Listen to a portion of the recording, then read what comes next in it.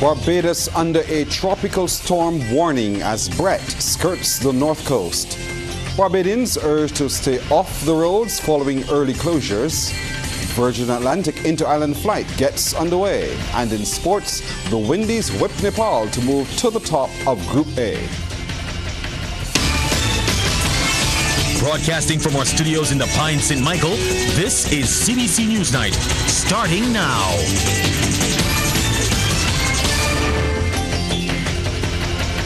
Good evening, I'm Pearson Bowen. We begin tonight with passage of tropical storm Bret as it skirts the north coast of Barbados, bumping the alert status up from storm watch to storm warning.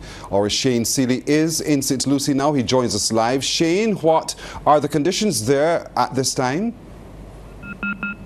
Around the Animal Flower Cave is no stranger to rough seas, but these seas are definitely different as we feel some of the power being sent off by tropical storm Bret. Those storm surge waves coming in here on these northern coastlines. We're not seeing the rain as yet associated with the system, and the wind has died down somewhat, but these are definitely higher than usual seas. A number of people have been out here looking at the remarkable picture as the waves rush in, but of course the message has been to Barbadians to get indoors and stay at home to make sure that your home is protected. As far as some homes are concerned in St. Lucie, right now they're without power. We're getting some information from the Barbados Light and Power Company. There are some issues that they're trying to rectify to restore power here in St. Lucie in several communities there. Also in St. John, there's an issue there as well. We'll keep you updated as the information comes to hand. But we're seeing the immense power coming from what now is Tropical Storm Bret. Barbados still remains under a tropical storm warning. Pearson?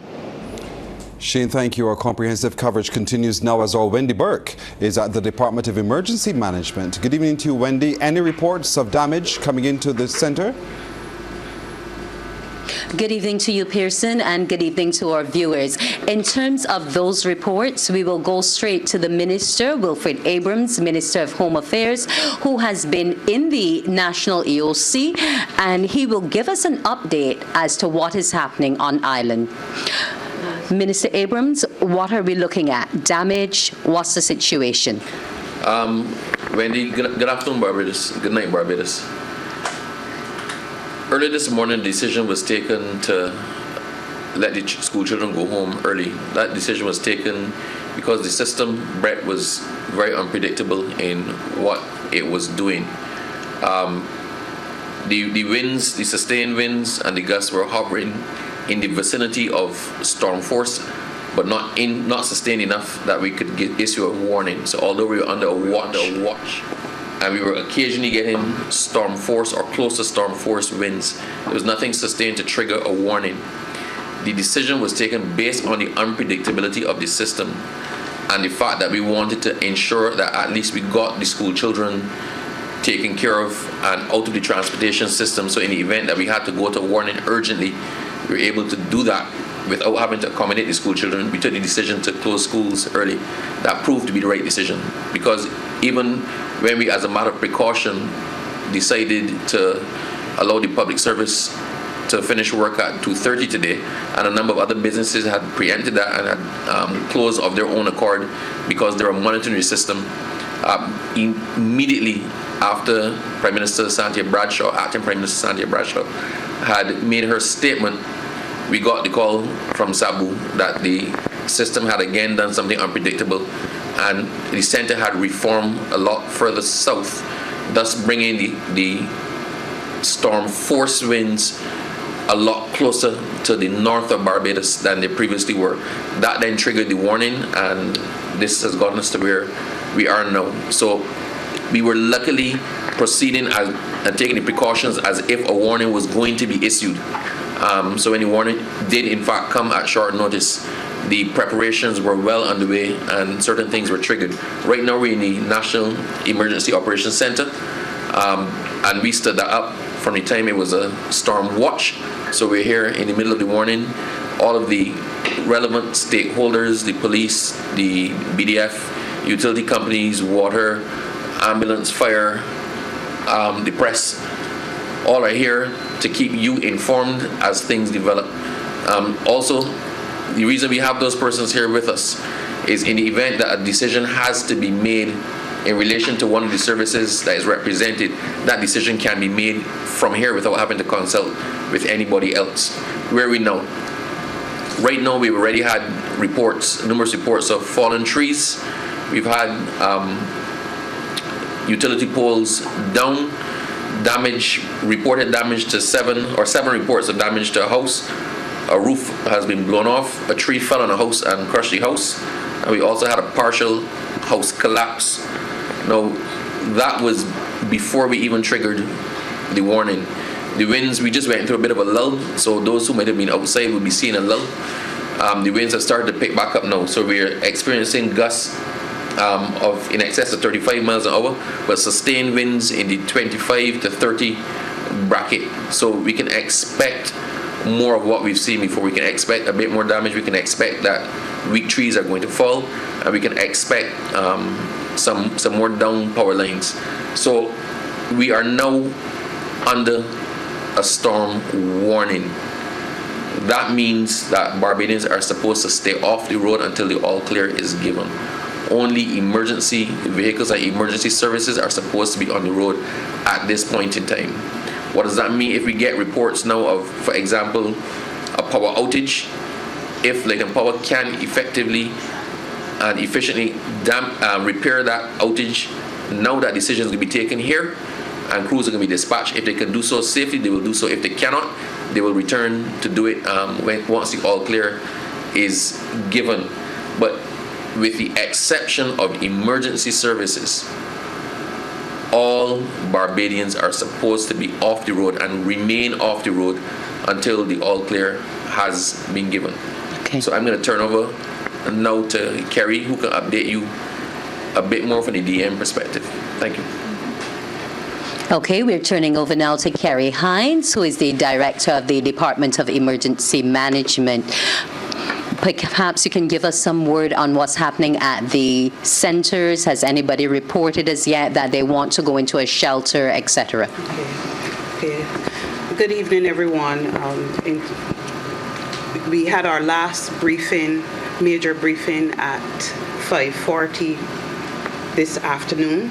And at that point in time, we had 27 of our shelters open, Category 1 shelters open to the public, and 16 persons are scattered across those shelters.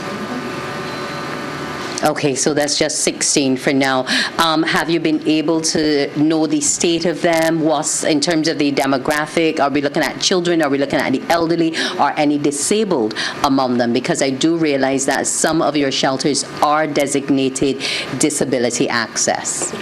We don't have that information at this point in time when we had the briefing, but we can get that information for you. Okay. Now, Minister, you were talking about the downlines. I understand St. Lucie had a bit of a power outage, and the Army was there. I understand it's been restored, but they have St. Lucie being closely monitored because that's the area we expect most of the damage, if any, should come.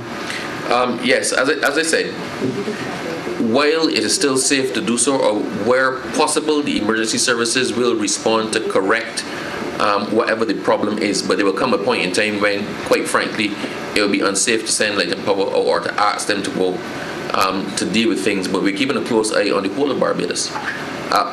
Look, the decisions that were taken today were taken because the safety of Barbadians is paramount for us.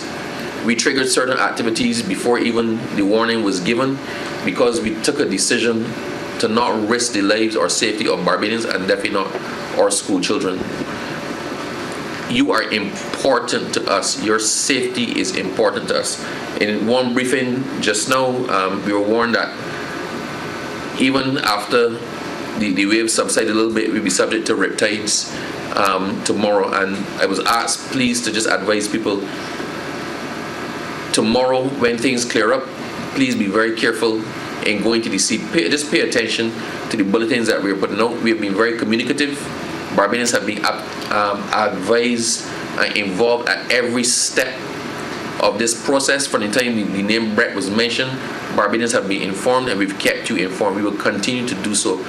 Please monitor the information coming from DEM, GIS, and the Met services, and please obey and adhere to any advisories that are circulated. They're not done because we want to control you.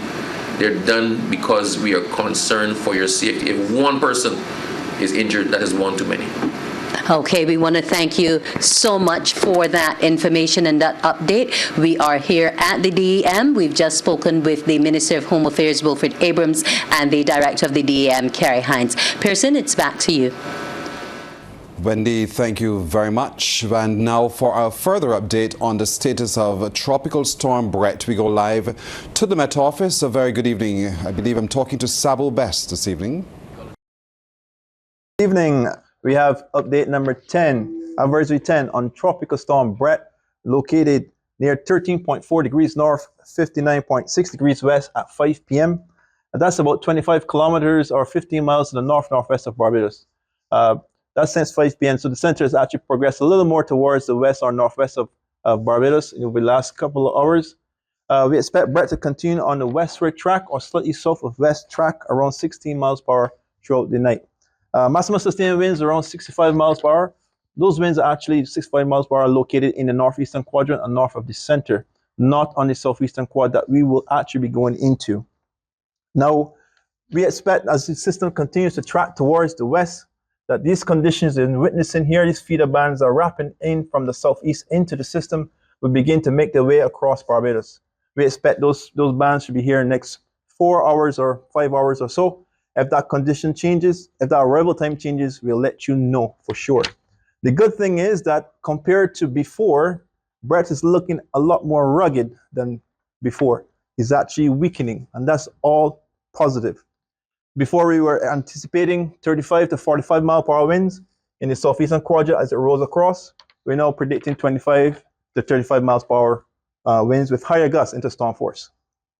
We should mention that we're predicting 1 to 3 inches of rainfall, but that may be reduced as the night go on. But for now, we're holding at 1 to 3 inches in case a lot of activity regenerates in the southeastern quadrant. Of more significant interest, we need to let you know about the marine conditions. We witnessed a lot of significant breaking wave action on the east, southeast of Barbados today. We anticipate that during the night, as Bret continues towards the west, and we get that southerly flow, as we actually already having the southerly flow, a lot of these large swells will start to make their way into the southwest and western beaches of Barbados. Areas such as Oyston, St. Lawrence, Hastings, Browns Beach, Brighton, Old Town, Spikestown will see significant breaking wave action along the shoreline. What does that mean? It means that there will be significant beach erosion. It does not mean that there will be large swells coming up onto anyone's homes or sweeping anyone away. But please do stay off the beach. Stay off the beach.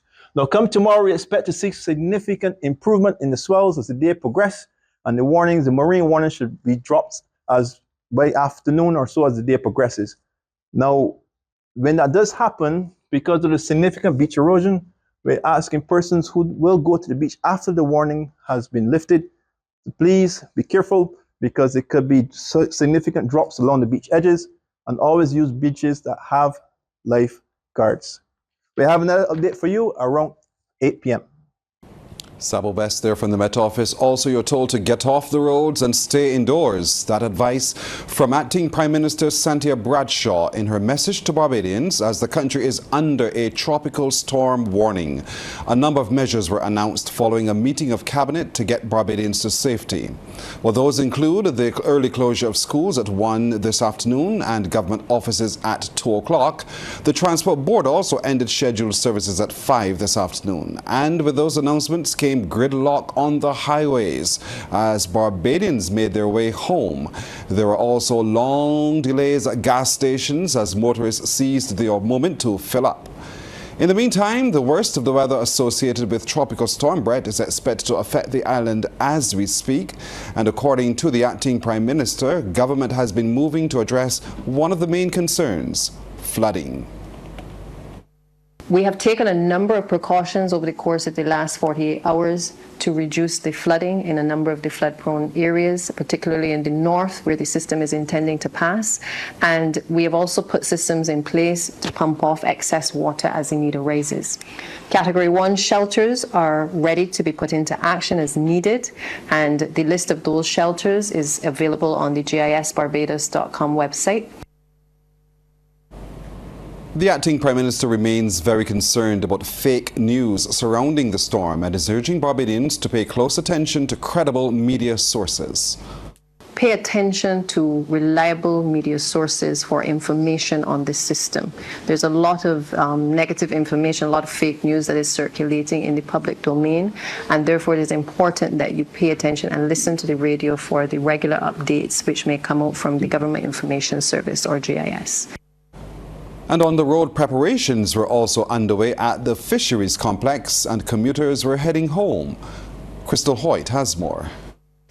Ahead of Tropical Storm Bret, boat owners and fishermen secured their boats in the Bridgetown Fisheries Complex.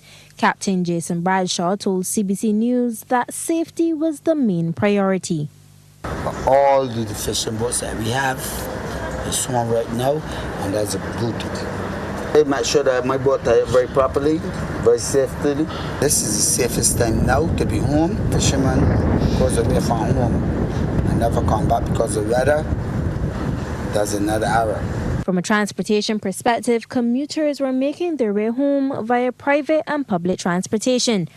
When CBC visited the Granville-Williams bus terminal just after 3 p.m., Chief Executive Officer of the Transport Board, Fabian Wharton, shared that there were more than enough buses to get people home ahead of Tropical Storm Bret. As it stands now, at this moment, we have moved several people early, 1 p.m., 1:30, 4:30. We did have what we call scheduled services, which means that when the unit came in, we made an assessment of what was going on in the terminal, moved the biggest line. We also took into consideration the fact that there are some routes where they're not operated PSVs.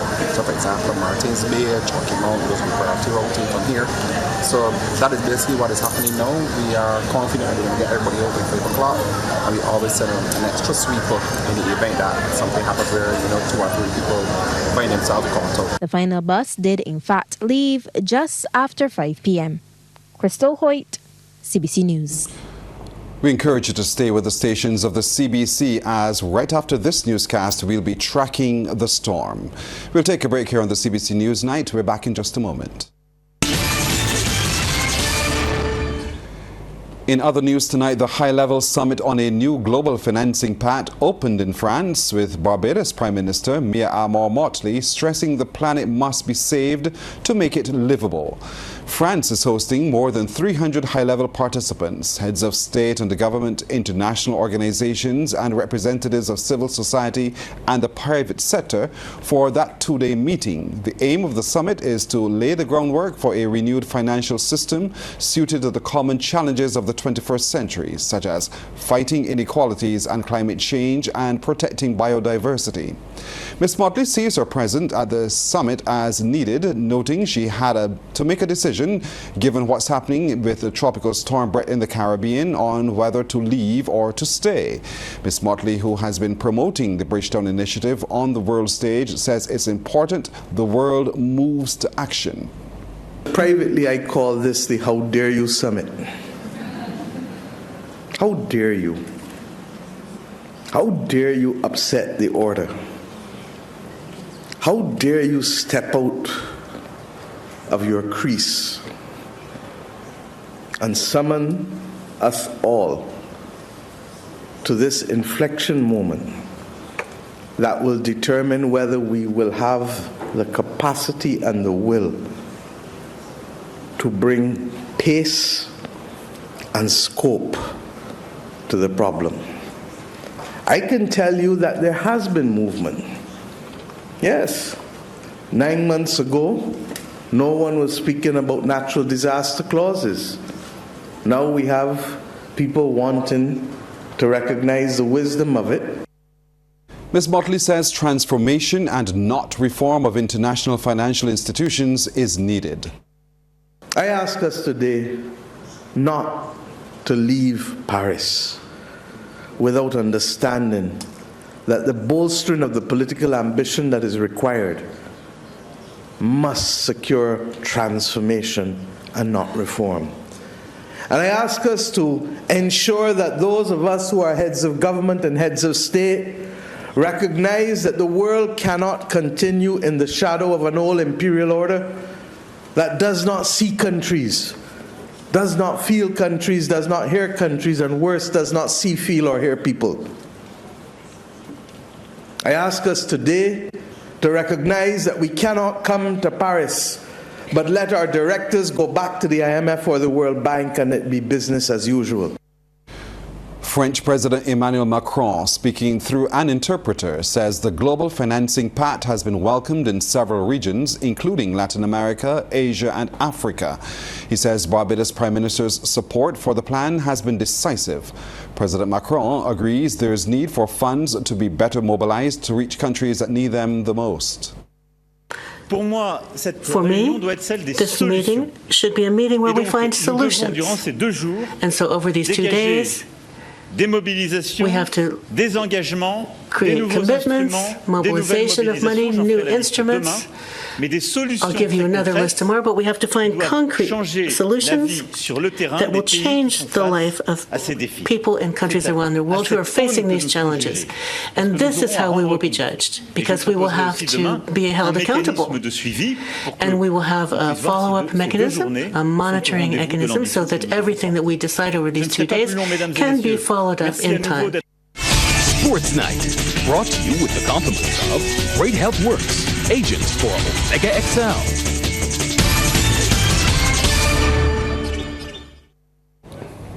Time for us to head over now and join Damien Best in the world of sports. Damien, good evening to you. Well, Barbados women's table tennis team suffered another defeat at that CSC Games in El Salvador this evening. The Bajan women lost 3-1 to Central Caribe Sports in their Group C match. Crystal Harvey was the lone winner, taking her singles encounter 3-1. Barbados men also lost to Central Caribe Sports 3-0 in their second match last evening and now have a 1-1 record. Meanwhile, in the boxing ring, Barbadian Charles Cox in the red here lost 5-0 on points to Colombia's Johan Sinisteria in the men's 80-kilogram round of 16. Later tonight, another Bajan boxer will be in the ring.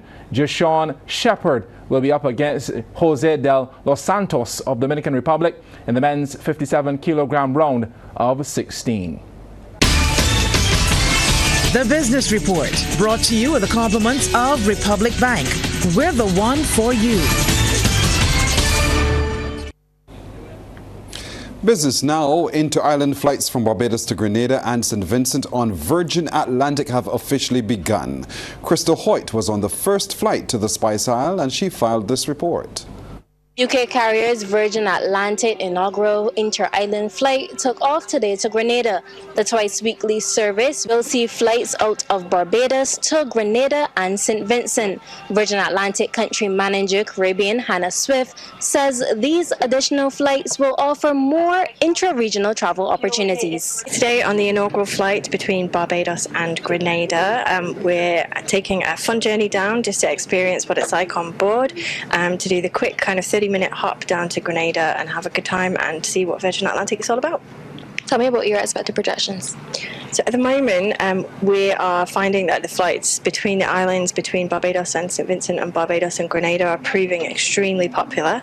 We've got a great price point, a great product, and a really lovely brand that not many people in the Caribbean have experienced. So the fact that they can now do it and jump on a wide-bodied aircraft between the islands is such an exciting thing. So we are expecting lots of people on board.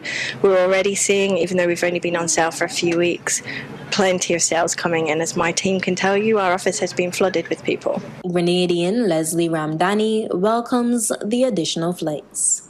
You know, for me, especially today, it is really important because I've been having problems to get back to Grenada since yesterday morning.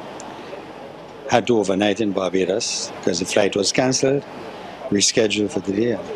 No connection. So this is really a great opportunity to afford persons who want to connect to Grenada from not only from Barbados but other islands. It's an important connection, and not only that, it will be good for our tourism industry. more opportunities to fly into Grenada. Both Barbados and Grenada Tourism Board commemorated the occasion. Crystal Hoyt, CBC News.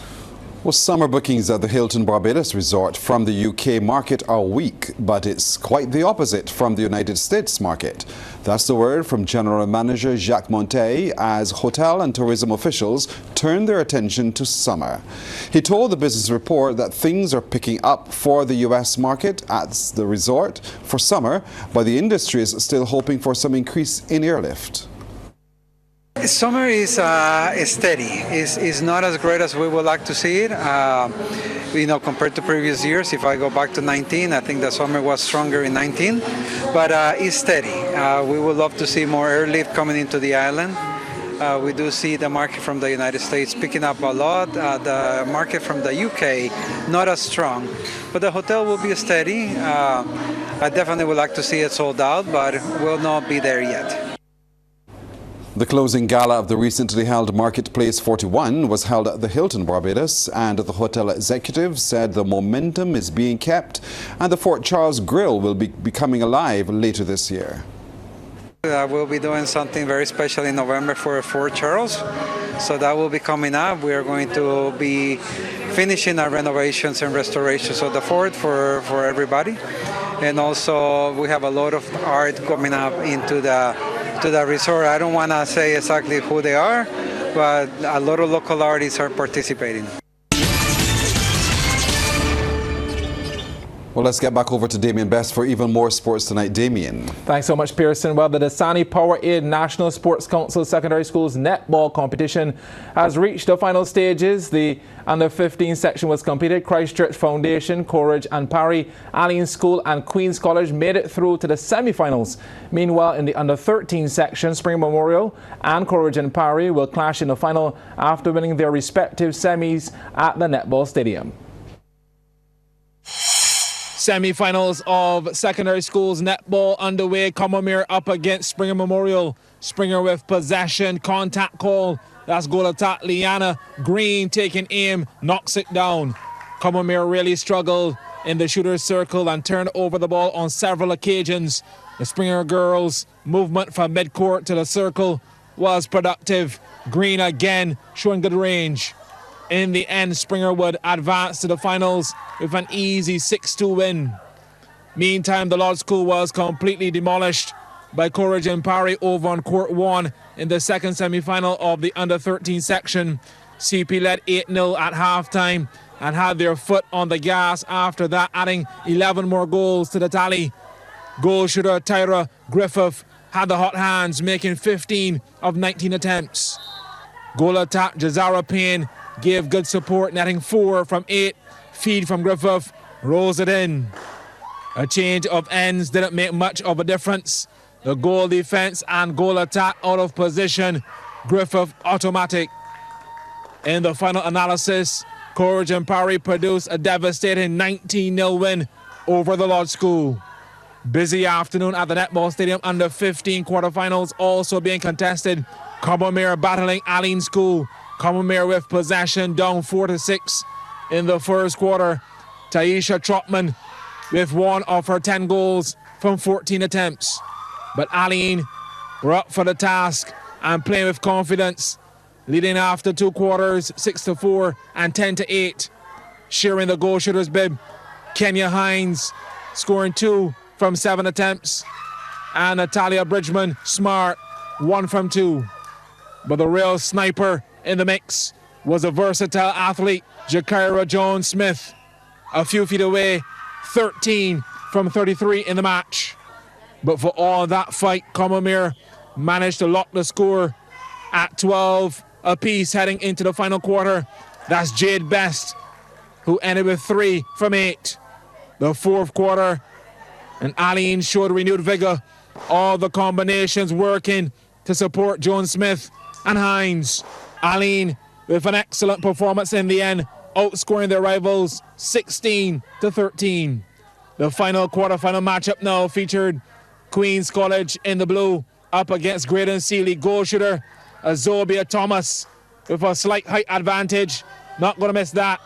10 goals from 20 attempts to lead Graydon Sealy. but QC never trailed in this one. Alyssa Davidson at the goal shooter position, lethal, 18 from 23. Graydon Sealy was never far behind, but just couldn't overtake their opponents.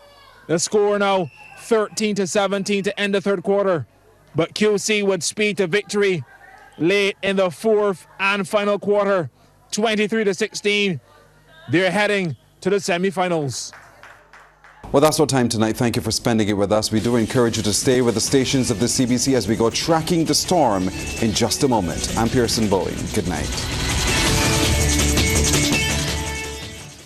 Thanks for visiting us. Now, if you want to see more stories like this one, like and subscribe to our YouTube channel. And you can always go to cbc.bb for the latest news and current affairs.